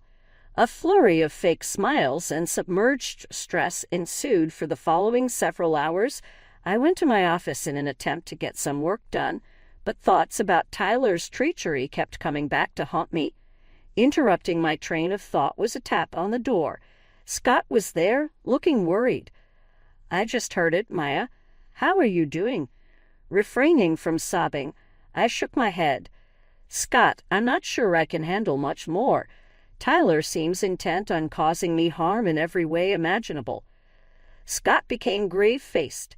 "This is now over. An emergency board meeting is being called. It's been taken to an extreme." Tyler burst into the room, his rage visible on his crimson face, before I had a chance to reply. "What on earth are you doing, Dad?" He growled angrily. "Right now, this is my business. I don't think you can storm right in here and—" "Enough," stopping Tyler in the middle of his sentence. Scott's voice was forceful. "You have devalued all that I have laboriously established. You need to deal with the fallout now." Tyler drew in his brows. "There will be what? I'm only in the beginning." He retrieved an envelope from his jacket and threw it upon my desk. "Consider this my first official act as president." I opened the letter with trembling hands. Tyler had already signed the divorce papers that were inside. I could feel his icy gaze on me. "You're fired," I said, my voice filled with shock and pain. Tyler laughed with an icy tone. "Can we fire you?" "Oh my goodness, Maya. This career, this marriage, everything. I'm freeing you from it all." My entire world came crashing down as I gazed at the papers. Nothing more than a few pages of legals after all that time, and all our hopes and desires. "Tyler, please," Scott pleaded with him, attempting to soothe his anxiety. "Consider your actions. Maya is the rock upon which this business has rested. Missing her, when she is no longer a part of it, we can go on," Tyler said abruptly. "Confront it, Dad. This is not the way things are done anymore. In the future, Carol and I intend to do great things." Some weird serenity washed over me while they argued. Tyler, this stranger with my husband's likeness, caught my eye as I glanced at the divorce papers. I made a choice right then. I whispered, "I'll sign," interrupting their angry tirade. Both guys looked at me as if I were crazy. A smug grin spread across Tyler's face as he became the first to recover. "Logic will prevail." I knew it would, Maya. "In all honesty, it's for the best." My eyes remained fixed on his. "Tyler, I agree with you. Not for the reasons you may expect, but everything will work out well in the end." A burden was lifted from my shoulders when I signed the paperwork. Even if Tyler had ruined our marriage, I had had enough of playing the victim. Announcing my resignation, I stood up, effective immediately. Riley's grin disappeared. "Oh, really? How? No way can you simply—" "I am capable of doing it," I declared with conviction. "Tyler, I wish you the best of luck as you take over this organization. It will be necessary for you." Carrying my head proudly, I stepped out of the office and heard Scott's voice calling out to me, "Maya, wait." Then I halted and went around. Scott's expression was one of both pride and resolve. "Have a proposition for you," he pointed out, "one that might just save this company and give you the fresh start you deserve." A glimmer of optimism returned to me after months of despair. No matter what happened, I was prepared to deal with it alone. At a later time, while sipping my hot tea, I sat across from Scott in his comfortable home office. For the last several days, thoughts of the storm have raced through my head. "Maya," Scott started, his voice steady yet determined, "my nonprofit architectural trust is looking for someone like you to join our team. Your ethics and expertise are much needed." Shock caused me to blink. "What about the business, though, Scott? Will Tyler be okay?" Scott stated, "Tyler made his choice," with a trace of melancholy in his gaze. "Now it's time for you to make yours." Evelyn sent a text message to my phone at that very moment. "Help, please. This place is in utter disarray. Carol and Tyler are ruining the business. You are essential, Maya." Anxiety gripped me. The firm and the individuals I had worked with for so long remain very important to me, no matter what. I am in need of a moment to reflect," I informed Scott. He understood and nodded in agreement. "Sure thing. Be careful not to linger. Neither of us is surprised that Tyler will destroy all we've worked so hard to create." I sighed and stepped into the workplace for the final time the following morning to pack up my desk. As I walked by, everybody stopped talking and the tension in the air increased. Evelyn showed up at my door, her expression one of concern, as I gathered my belongings. "It is a miracle that you are here, Maya. It's really chaotic. While Tyler shelved 4 major projects, Carol reassigned teams without considering their abilities. The clients are absolutely ranting." Repressing the flood of feelings that were building up inside of me, I inhaled deeply. "Evelyn, I'm no longer an employee here," I declared with a tense voice. "None of that exists." "I am capable of handling it," I declared. Evelyn's expression changed. "Are you really going? However, how do we fare? Where does the business stand?" The hall erupted in Tyler's shouting before I could respond. "Maya, what are you doing here?" He strutted smugly into my office, followed closely by Carol. I responded calmly, just grabbing my things, not letting him frighten me. Tyler drew in his brows. "Very well. Get out of here as soon as possible. Let Carol take care of your responsibilities." It made me laugh out loud. Would she be able to do it? Is that why there's anarchy among the employees and clients are threatening to quit? With her neatly manicured nails, Carol moved forward and began to dig into Tyler's arm. "I'm really loving it. According to Tyler, I'm quite gifted." When asked if I was sure he did, I responded with an air of detached certainty. But running a successful architectural firm takes more than just being a natural. A flush of wrath spread across Tyler's cheeks. "The time has come. Excuse me, Maya. No one will welcome you here." I heard a rustle in the hallway and quickly gathered my things from the box. With 3 board members at his sides, Scott marched in. "What's going on?" According to Tyler, it was imperative. Scott's tone was authoritative. "Hey, Tyler, a board meeting is in the works. This company is in jeopardy due to your recent decisions, and we are here to talk about your presidency." Even Tyler's self-assurance faltered. "This is too much for you. At this point, I am the one leading the charge." One of the board members stated, "We'll see about that," with a serious expression as they made their way to the conference room. Scott turned to face me again. Maya, we could use your insights in this meeting, if you're willing.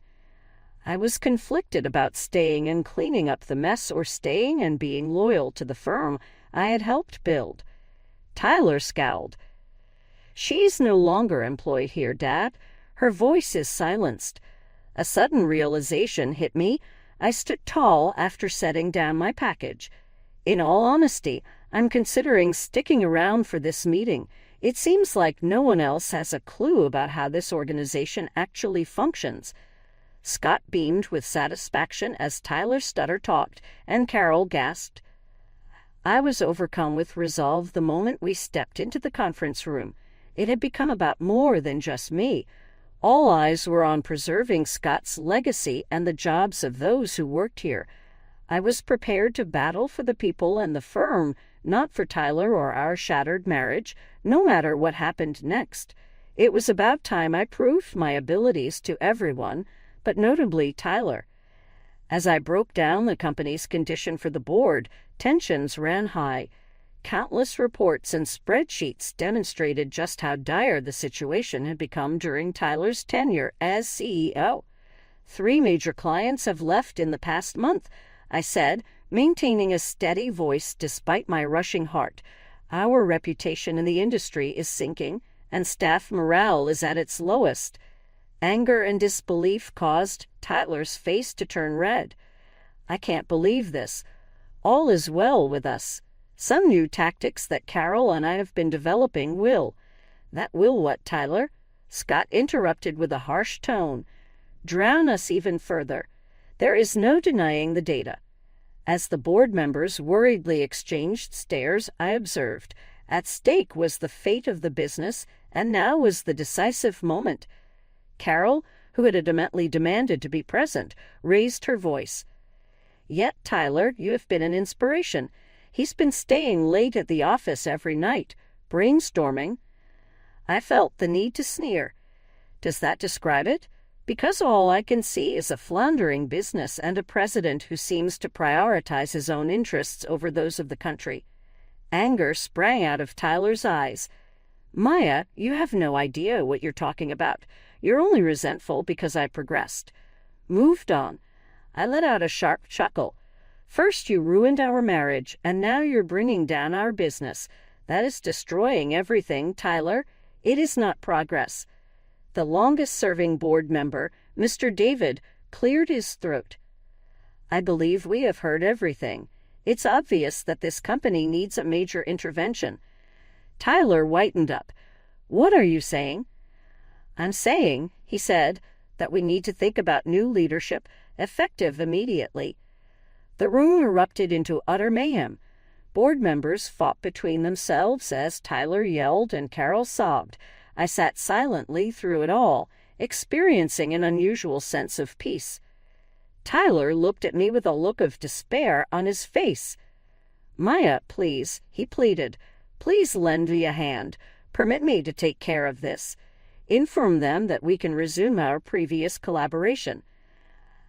I turned to him, the man who had been my constant companion in all my endeavors. Just for a split second, I felt like I was back with the old Tyler, terrified, exposed, and in need of assistance. Then I was brought back to reality as Carol's hand tightly gripped his arm. Tyler, I apologized softly, but you made your choice, and now you have to live with it. Scott sprang to his feet, his voice rising above the din. I propose that we take a vote on whether or not Tyler should remain CEO of this company. Please raise your hand if you support ousting Tyler as president. As the hands traveled up and down the table, it was as if time stood still. A B and C, much more than half. When Tyler understood what was going on, his expression turned glum. This isn't fair. Joyful Carol let out a scream. You can't do this to us. I accomplished it. For the time being, the business was secure since Tyler had left. Scott took me aside as the meeting came to a close. Hello, Maya. We are counting on you. We rely on you at work. We need your assistance in rebuilding. Will you return? Because I wanted to be of service, but yet wanted a new beginning, I was conflicted. Tyler came up to me, his crimson, anxious eyes betraying his desperation, before I could respond. "Maya, please," he pleaded with heaven. "Stop them immediately. No one knows me more intimately than you. If given another opportunity, I am confident I can resolve this." Feeling the pressure of their expectations, I glanced between Tyler and Scott. My personal and the company's futures were both precariously balanced. In the end, I knew it wasn't about rescuing a company. It was about proving my value, asserting my independence, and protecting all I had worked for. Deliberated for a moment before making a choice. Everything would be altered by whatever occurred thereafter. With my back to the audience, I stood at the podium, ready to deliver my speech. As the newly appointed interim CEO, it was my responsibility to convene the company-wide meeting and choose our next steps in light of the recent turmoil. As many of you are aware, I started maintaining a steady voice despite my rushing heart. Our company has had a hard few weeks. However, a fresh start is underway today. I caught a glimpse of Tyler, who appeared exhausted as he retreated to the far corner of the room. Carol did not appear anywhere. "We've lost clients, and yes, we've faced setbacks." I said more. "But the heart of this company, the talent, dedication, and vision that each of you brings, that hasn't changed." The audience reacted with a low-volume nod of approval. I continued by outlining our strategies to restore faith from clients and steady our financial footing. I could feel the optimism rekindling in my coworkers' eyes as I spoke. Out of nowhere, Tyler's voice was heard. "This is all lies." His stride down the aisle caused heads to turn. "Maya is attempting to take over my business. It was her intention to force me out of here." Everyone in the room let out a gasp or mumble. I clenched my fists on the podium, trying not to freak out. "Tyler, this isn't the right place or time," I whispered. With his cheeks red from wrath, he yelled out, "It's exactly the time." "Had my own father betrayed by you? The board was altered by you." A stern voice from the side of the stage said, "That's enough," and it was Scott. As he approached, he put a comforting hand on my shoulder. "Tyler, you brought this upon yourself. We arrived at this position because of your deeds and choices." Tyler glanced over at us, his expression betraying his desperation. "Please, Dad, she must not be allowed to do this. It is the legacy of our family." A small change occurred in Scott's face. "The name on a building isn't everything, my son. A legacy is much more. Being honest, working hard, and treating our employees and customers well are the guiding principles.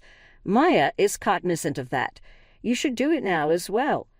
A profound stillness enveloped the entire space. I could sense that everyone was watching our every move, eager to witness the resolution of this family drama. As if the battle had sapped all energy from him, Tyler appeared exhausted and his shoulders drooped. "Is that all?" He inquired whether I were simply out. I gingerly made my way over to him, stepping down from the podium. "No, Tyler, this isn't the end. You can still find success here. You just need to put in the effort." The guy I once loved appeared to me, frail and uncertain for an instant. Nevertheless, he subsequently became more expressionless. "Neither your sympathy, Maya, nor yours, Dad, are necessary. Look, I'm going to launch my own business. I will construct something that is larger and more superior." And with that, he strode out into the startled stillness. With hundreds of eyes fixed on me, I made my way back to the podium. Neither my position nor the company's future would be the same after this. I empathized that was difficult to perceive. I started, my voice slightly trembling. It does, however, demonstrate the purpose of our gathering today. None of us are in this business for our own narcissism or ambition. What matters most is that we, as a group, collaborate to achieve our goals. I glanced over to my coworkers and waited, as if looking for a sign of direction. Some appeared uncertain, while others were eager. "I assure you, this will not be a picnic. There is a long road ahead of us, but I assure you that I will make decisions that are in the best interest of this firm and its employees. There are no more of you." I felt a burden fade away as I continued to sketch out our strategy. That was the most challenging aspect. His final effort to confront me had been unsuccessful, and Tyler had departed. At last, I was given the opportunity to lead according to my own standards. I noticed a trace of worry, though, when I looked into Scott's eyes. Even though this chapter was coming to an end, I could feel a new one starting. Up ahead, our company's strength and my leadership would be put to the test. I gazed out over the city from the window of my new office 5 months later. Suddenly, the perspective changed. It wasn't merely that I was inside Scott's Charity Trust's facility. It was also that I had new perspectives. Interrupting my train of thought was a rap on the door. "Come in," I summoned. Evelyn walked in, her face radiating with joy. "Maya, this is unbelievable. Henderson Project is in our possession." I felt compelled to grin. Responsible and imaginative design like the Henderson Project was my lifelong dream. "What a remarkable thing, Evelyn. The group is probably ecstatic." "They are," she said, nodding before she paused. "And there's something else you should know." I waited with an eyebrow up. Evelyn inhaled deeply. "Tyler's business. It has been declared bankrupt. They initiated the Chapter 12 process earlier today." A tidal surge of news washed over me. Somehow, through it all, I held out hope that Tyler would figure things out. "And Tyler?" Shy whispered it. "He's been missing for days," Evelyn said, her head nodding in agreement. "Carol, on the other hand, was here previously seeking employment, and Tyler allegedly gave her nothing in return." Soaking it all in, I slumped into my chair. Truly, the Tyler with whom I had previously loved and had a life had vanished. Instead, it was a tale of how fast prosperity can crumble if it is based on shaky ground. The way Scott materialized at the doorway was almost as if he sensed my yearning for him. "Heard the news," he whispered softly. "How are you holding up?" Somehow I pulled off a shy grin. "No worries. Everything is so overwhelming." With a blend of pride and anguish in his eyes, Scott gave a nod. "You've accomplished incredible things here, Maya. Lives are being transformed by this new arm of the trust and the initiatives you're spearheading." "We're making a difference," I queried, correcting him. "I couldn't have done this without your support." He disregarded my gratitude. "You were the one, Maya. You transformed an ugly situation into a lovely one. That's amazing." I was left to ponder my own thoughts as Scott and Evelyn departed. All of a sudden, Tyler was in my thoughts, along with the hopes and dreams we had shared in the past. My mind wandered to Carol and how her pursuit of fame and fortune had failed her miserably. But I mostly considered my own needs and wants. At this point, the timid, eager-to-please woman I had been at the beginning of this seemed like an alien. Interrupting my train of thought, my phone chimed. "This is Tyler," reads the text message sent by an unknown phone. "How about we have a conversation?" As I fixated on the television, my pulse quickened. The opportunity would have been too good to pass up 5 months ago. Now I paused, inhaled deeply, and returned to typing. "I've moved on, Tyler, and I apologize. Peace be with you." Feeling the final remnants of my former existence dwindle as I hit the send button. With endless opportunities and potential, the future unfolded before me.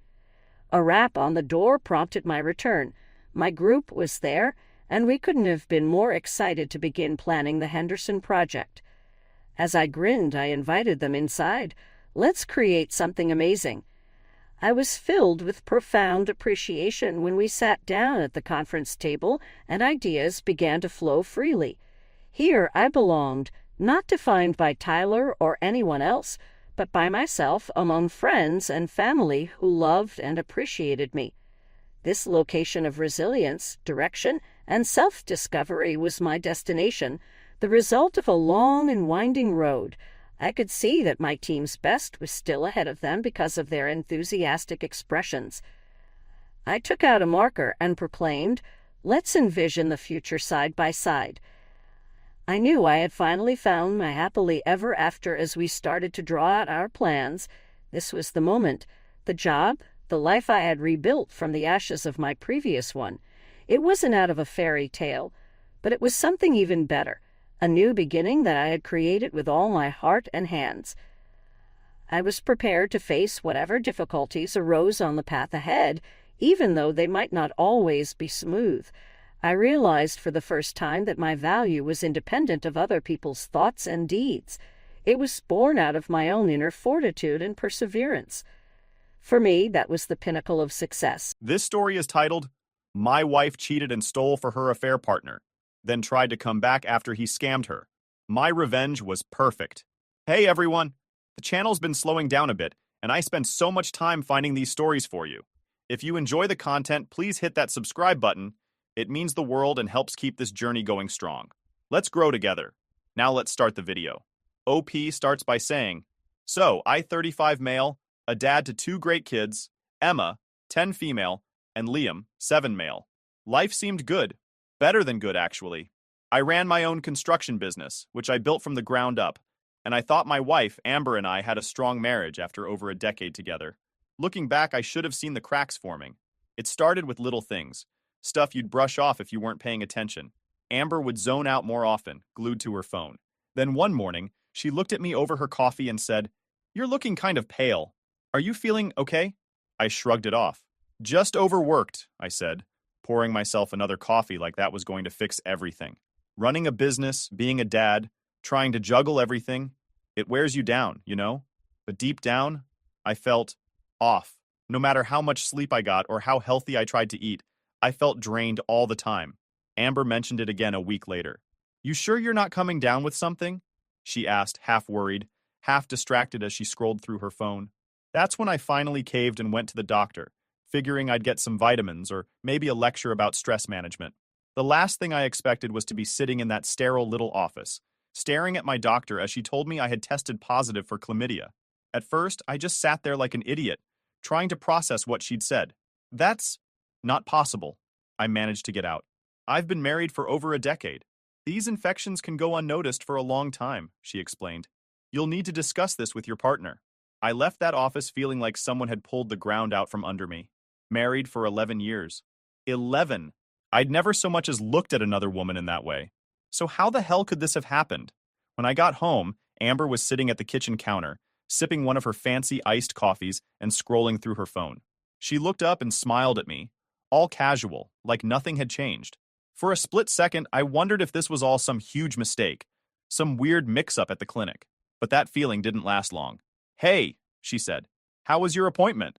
'Fine,' I lied, forcing myself to sound normal. I wasn't ready to talk. Not yet. If something was going on, I needed to know the truth before I opened that can of worms. By morning, I had a plan. If there was one thing I'd learned from running a business, it was not to make decisions without facts. So I reached out to Rick, a private investigator I'd hired once for a messy contract dispute at work. 'I need you to look into something personal,' I told him. 'It's about my wife. I don't want to jump to conclusions, but something's not adding up.'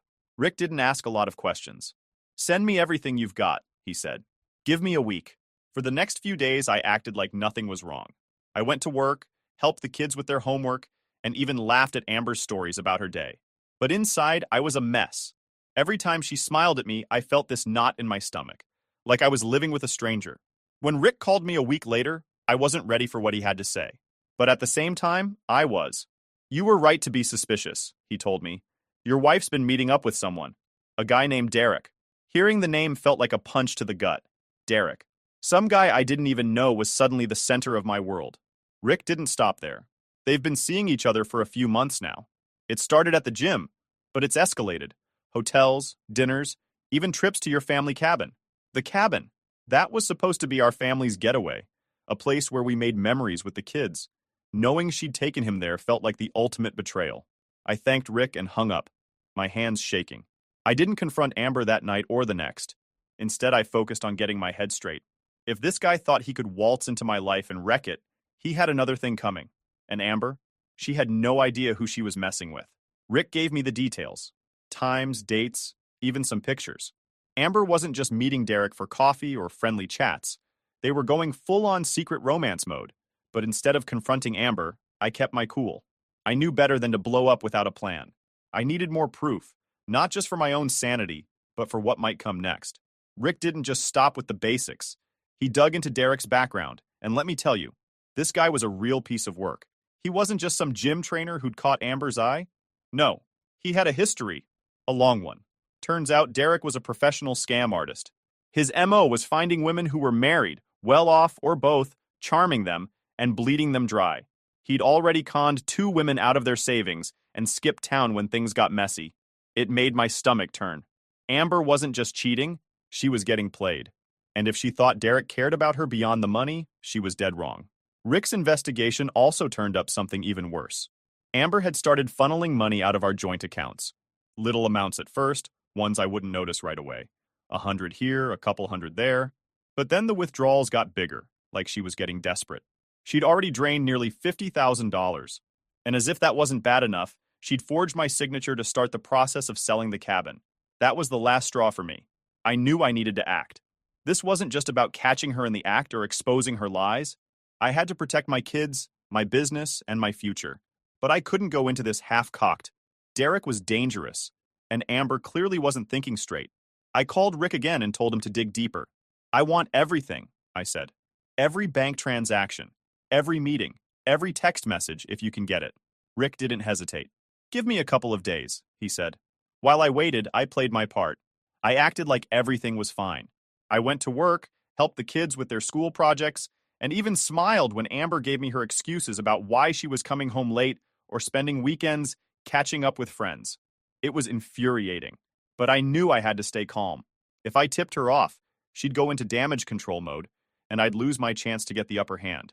When Rick called me back, he had everything I needed. Amber wasn't just in over her head with Derek. She was panicking. Derek had started pressuring her for more money, threatening to expose their affair if she didn't deliver. He had incriminating photos, texts, enough to blow up her life if he wanted to. She was scrambling to keep him happy, even at the cost of everything we'd built together. I sat down with Rick and laid out my plan. We're not just catching them, I said. We're ending this. For good. Rick nodded. You're doing the right thing, he said. But you need to be prepared. This is going to get messy.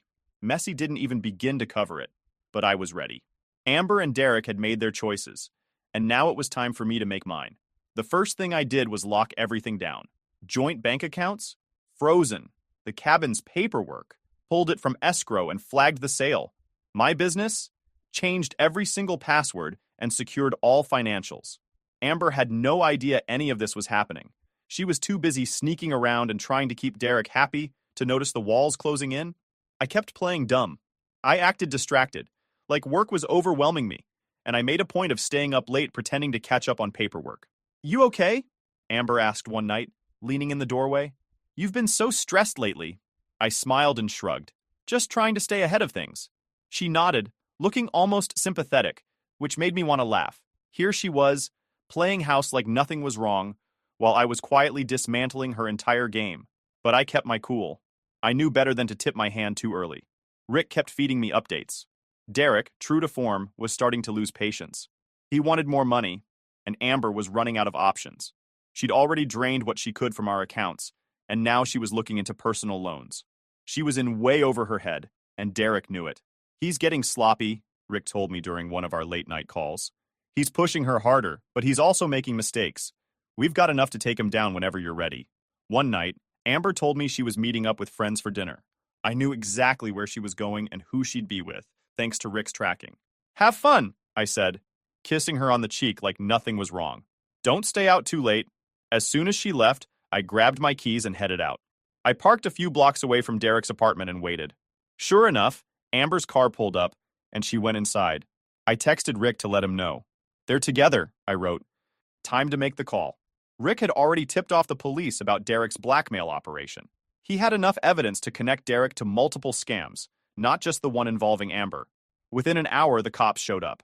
I watched from my car as they raided the apartment, dragging Derek out in cuffs. Amber came out right behind him, screaming and trying to explain herself, but the cops weren't having it. She saw me standing on the sidewalk as they loaded her into the back of a squad car. "Noah!" she yelled, her voice cracking. "What are you doing here? Help me!" I crossed my arms and shook my head. "You did this to yourself," I said. "You made your choices." The look on her face was a mix of shock and panic. She tried to keep shouting, but the cops slammed the door, cutting her off. I stood there for a moment, watching as the squad cars drove away.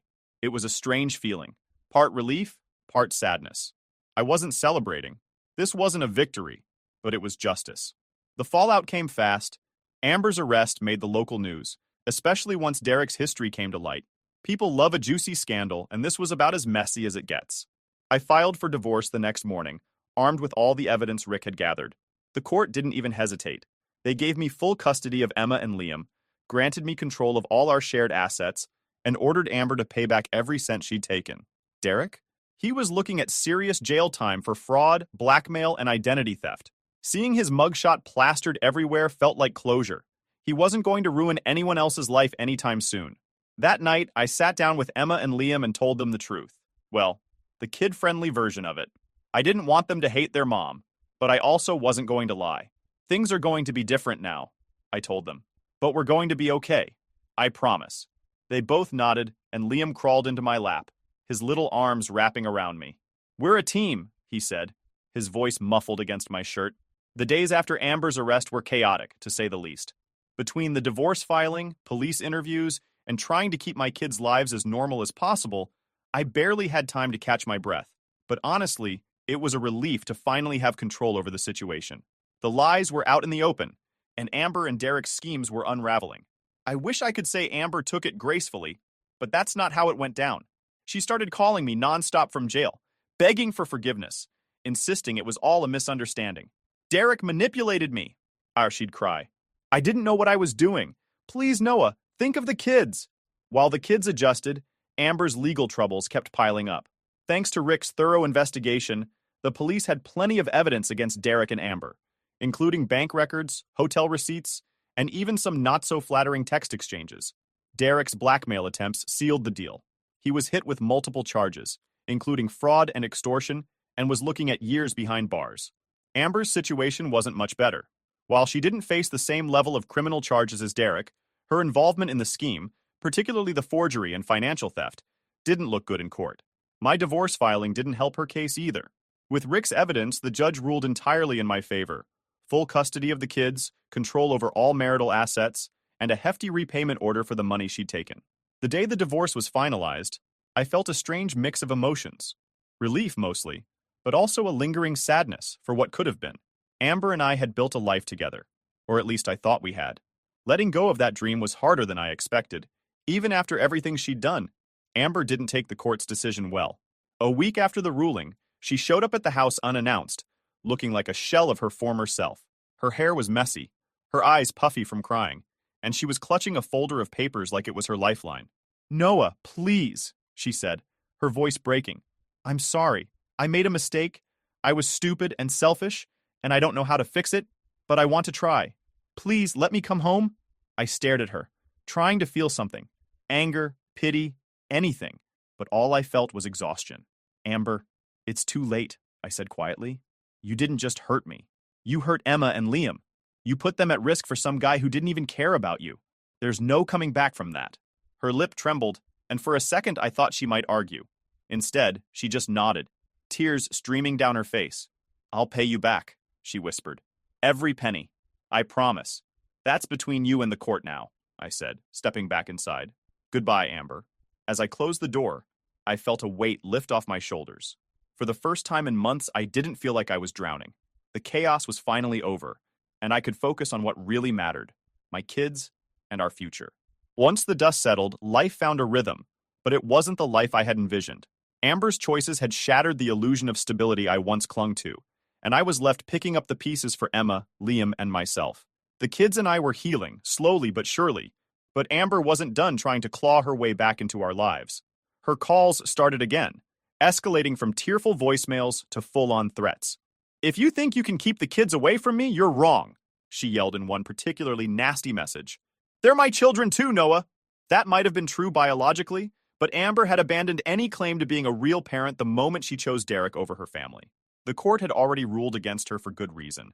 Her neglect, financial deceit, and utter lack of accountability made her unfit. But Amber being Amber, she wasn't about to take no for an answer. One Friday night, while I was watching a movie with Emma and Liam, there was a pounding at the front door. My stomach dropped. I knew it wasn't a neighbor. When I opened the door, there she was. Amber stood on the porch, hair disheveled, her makeup smeared like she'd been crying or drinking. "Noah, let me in," she slurred, trying to push past me. "I need to see my kids." "They're asleep," I lied, standing firm. "You need to leave." Her face twisted into a sneer. "You can't keep them from me. I'm their mother. You're the woman who tried to sell their childhood home to fund her affair," I shot back, my voice low and cold. "You're the one who stole from them. And me. So don't stand here and act like you care about anyone but yourself." Amber's expression shifted, her drunken bravado faltering for a moment. But then, like clockwork, she started crying, the tears spilling as she leaned against the doorframe. "I made mistakes, Noah," she sobbed. "But I love you. I love us. Please, let me come home. We can fix this." There it was, the same manipulative play she'd been running for months, banking on my sympathy to weasel her way back in. But I wasn't falling for it this time. Not after everything she'd done. "Amber, you don't love me," I said, stepping back and pulling the door with me. "You loved the life I gave you. The comfort, the money, the stability.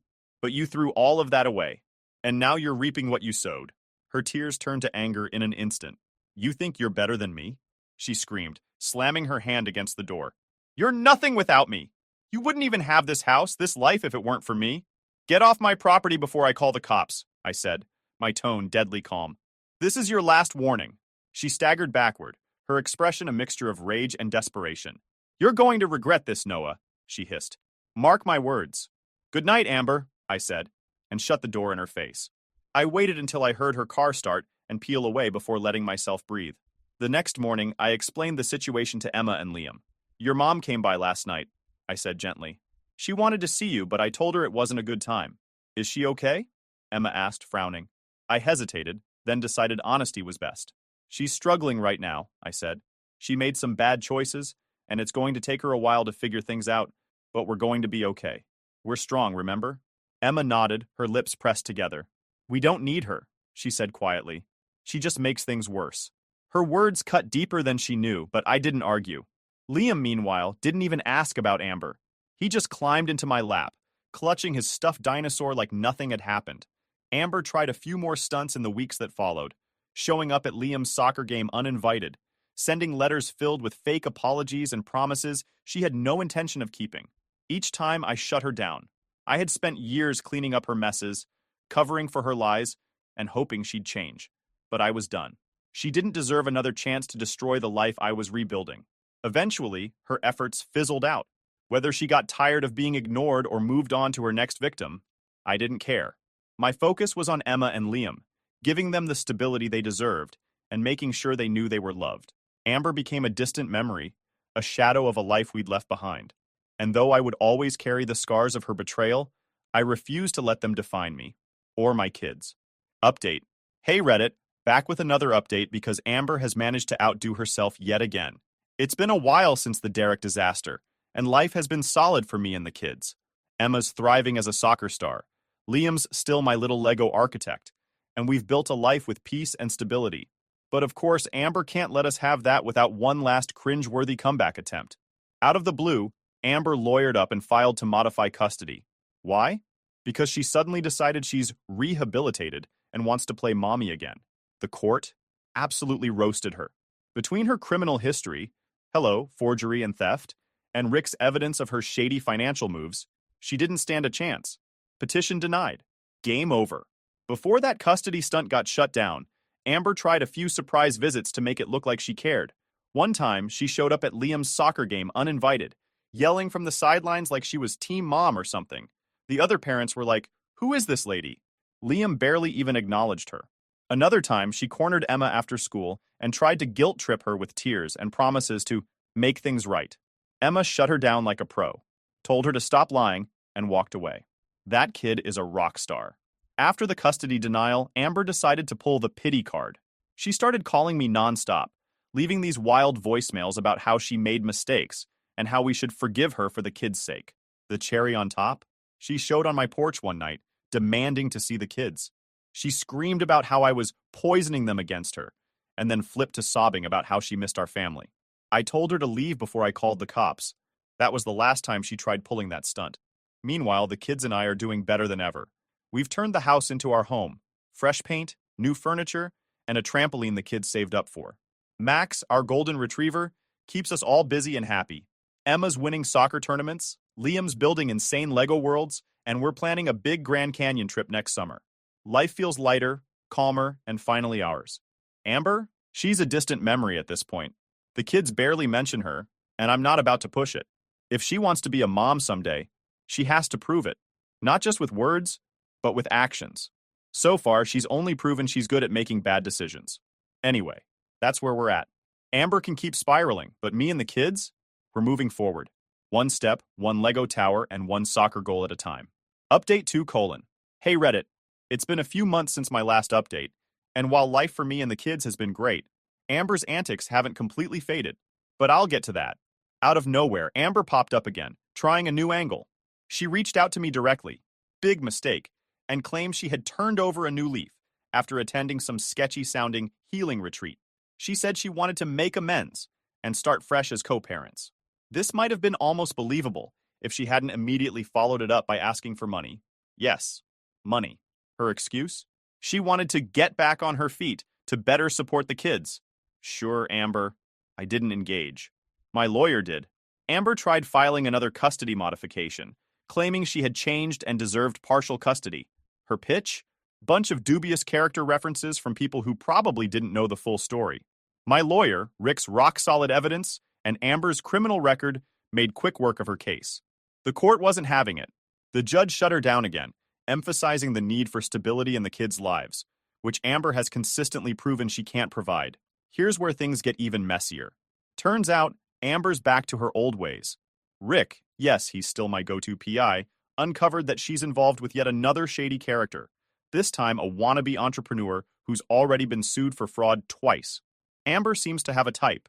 While this doesn't directly impact me and the kids, it's clear she's still chasing the same toxic cycle that got her into trouble in the first place. Emma and Liam are handling everything like champs. Amber has tried reaching out a few times. Letters, random social media messages, even sending Liam a birthday card with cash in it, which he immediately handed to me saying, I don't want it. Emma is especially protective of Liam and makes it clear she doesn't trust her mom. The last time Amber tried to guilt-trip Emma, my 12-year-old looked her dead in the eye and said, You only care when it's convenient for you.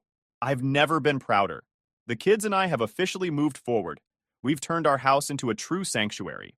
Emma picked out a new paint color for her room. Purple, of course. And Liam's Lego empire now includes a theme park.